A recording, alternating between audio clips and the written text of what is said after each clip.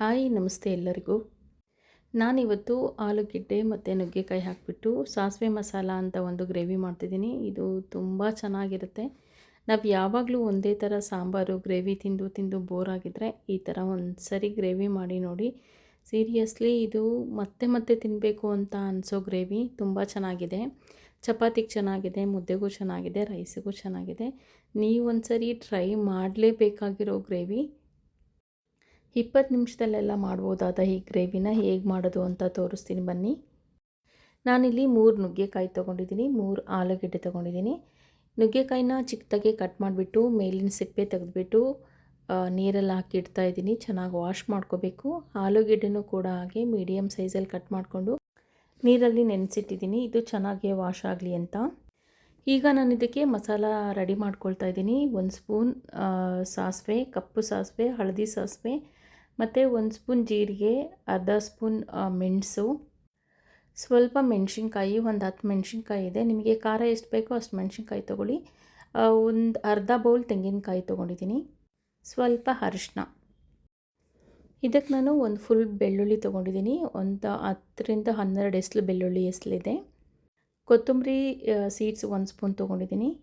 ಈ ಇಷ್ಟು ಇಂಗ್ರೀಡಿಯೆಂಟ್ಸ್ನ ಸ್ವಲ್ಪ ನೀರು ಸೇರಿಸ್ಬಿಟ್ಟು ಚೆನ್ನಾಗಿ ನೈಸ್ ಪೇಸ್ಟಾಗಿ ರುಬ್ಕೋಬೇಕು. ಈಗ ಒಂದು ಬಾಣಲೆಗೆ ಸ್ವಲ್ಪ ಎಣ್ಣೆ ಹಾಕ್ಬಿಟ್ಟು ನಾವು ವಾಶ್ ಮಾಡಿ ಇಟ್ಕೊಂಡಿರೋ ನುಗ್ಗೆಕಾಯಿ ಮತ್ತು ಆಲೂಗೆಡ್ಡೆನ ಹುರ್ಕೋಬೇಕು. ನಾನಿಲ್ಲಿ ಫಸ್ಟ್ ನುಗ್ಗೆಕಾಯಿ ಹಾಕ್ಕೊಂಡ್ಬಿಟ್ಟು ಒಂದು 2-3 ನಿಮಿಷ ಚೆನ್ನಾಗಿ ಫ್ರೈ ಮಾಡ್ಕೋಬೇಕು. ಇದ್ರ ಜೊತೆನೇ ನಾನು ಆಲೂಗೆಡ್ಡೆ ಹಾಕಿ ಫ್ರೈ ಮಾಡ್ಕೊಳ್ತಾ ಇದ್ದೀನಿ. ಫಸ್ಟ್ ನಾನು ನುಗ್ಗೆಕಾಯಿನ 3 ಮಿನಿಟ್ಸ್ ಫ್ರೈ ಮಾಡಿಕೊಂಡೆ, ಆಮೇಲೆ ಆಲೂಗೆಡ್ಡೆ ಹಾಕಿ ಫ್ರೈ ಮಾಡ್ಕೊಳ್ತಾ ಇದ್ದೀನಿ. ಅದು ಸ್ವಲ್ಪ ಬ್ರೌನ್ ಕಲರ್ ಬರೋವರೆಗೂ ಫ್ರೈ ಮಾಡಿಕೊಂಡ್ರೆ ಸಾಕು. ಫ್ರೈ ಆಗಿರೋ ಆಲೂಗೆಡ್ಡೆ ನುಗ್ಗೆಕಾಯಿನ ಒಂದು ಪ್ಲೇಟಿಗೆ ಹಾಕ್ಕೊಳ್ತಾ ಇದ್ದೀನಿ. ಇದೇ ಬಾಣಲಿಗೆ ಸ್ವಲ್ಪ ಎಣ್ಣೆ ಹಾಕ್ಬಿಟ್ಟು ಅರ್ಧ ಸ್ಪೂನ್ ಜೀರಿಗೆ, ಅರ್ಧ ಸ್ಪೂನ್ ಅರಿಶಿನ ಪುಡಿ ಆ್ಯಂಡ್ ಖಾರದ ಪುಡಿ ಹಾಕಿ ಸ್ವಲ್ಪ ಲೈಟಾಗಿ ಫ್ರೈ ಮಾಡ್ಕೊಂಡ್ಬಿಟ್ಟು ನಾವು ರುಬ್ಬಿರೋ ಖಾರ ಹಾಕಿ ಅದರಲ್ಲಿ ಚೆನ್ನಾಗಿ ಮಿಕ್ಸ್ ಮಾಡಬೇಕು. ನಿಮಗೇನಾದರೂ ಖಾರದ ಪುಡಿ ಬೇಡ ಅಂದರೆ, ಖಾರ ಜಾಸ್ತಿ ಬೇಡ ಅಂದರೆ ಖಾರದ ಪುಡಿ ಸ್ಕಿಪ್ ಮಾಡ್ಬೋದು. ಇದಕ್ಕೆ ನಾವು ಸ್ವಲ್ಪ ನೀರು ಮಿಕ್ಸ್ ಮಾಡಿ ಚೆನ್ನಾಗಿ ಬೇಯಿಸ್ಕೊಳ್ಳೋಣ. ಎಣ್ಣೆ ಸ್ವಲ್ಪ ಬಿಡೋವರೆಗೂ ಬೇಯಿಸ್ಕೊಂಡ್ರೆ ಸಾಕು. ಇದು ಬೇಯ್ತಿರುವಾಗಲೇ ನಾನಿಲ್ಲಿ 3 ಟೊಮೊಟೊ ತೊಗೊಂಡು ಚಿಕ್ಕದಾಗಿ ಕಟ್ ಮಾಡಿ ಟೊಮೊಟೊ ಪ್ಯೂರಿ ಮಾಡಿ ಇದ್ರ ಜೊತೆ ಮಿಕ್ಸ್ ಮಾಡ್ತಾಯಿದ್ದೀನಿ. ಮಸಾಲ ಜೊತೆ ಟೊಮೊಟೊ ಪ್ಯೂರಿ ಚೆನ್ನಾಗಿ ಮಿಕ್ಸ್ ಮಾಡಿಬಿಟ್ಟು ಬೇಯಿಸ್ಕೋಬೇಕು.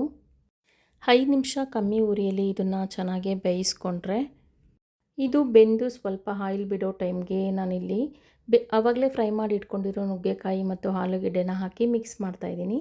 ರುಚಿಗೆ ಎಷ್ಟು ಬೇಕೋ ಅಷ್ಟು ಉಪ್ಪು ಹಾಕಿ ಚೆನ್ನಾಗಿ ಮಿಕ್ಸ್ ಮಾಡಬೇಕು.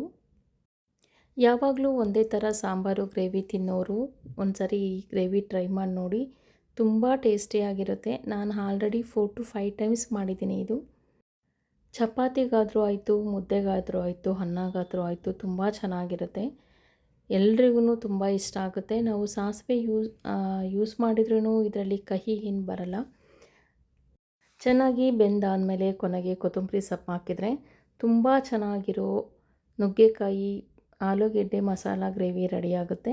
ಟ್ರೈ ಮಾಡಿ, ಹೇಗಿತ್ತು ಅಂತ ಕಾಮೆಂಟ್ ಮಾಡಿ, ಲೈಕ್ ಮಾಡಿ, ಶೇರ್ ಮಾಡಿ. Thank you for watching.